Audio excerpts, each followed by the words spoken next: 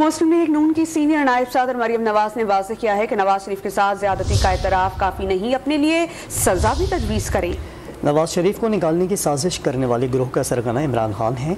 मरियम नवाज ने PTI पर तनकीद करते हुए कहा कि जेलें भरने का दावा करने वाले 10 साल अपनी जेबें भरते रहे।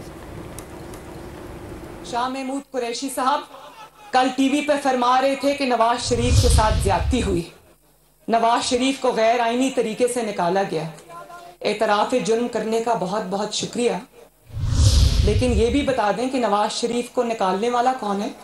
जिस गिरोह के साथ मिलके इसने नवाज शरीफ को निकालने की वारदात की, उस गिरोह का सरगना इमरान खान है।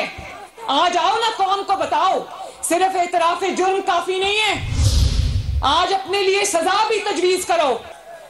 जेलें भरने का दावा करने वाले 10 साल अपनी जेबें भरते रहे। अदालत बुलाती है तो टांग पर प्लास्टर है, लेकिन जलसा करने ये पिंडी चला जाता है तब टांग का प्लास्टर कुछ नहीं कहता। इसको कोई साजिश के लिए इस्लामाबाद बुलाए, हुकूमत गिराने के लिए इस्लामाबाद बुलाए, इसको इक़्तिदार के लिए इस्लामाबाद बुलाए, तो ये दौड़ा दौड़ा जाएगा इस्लामाबाद।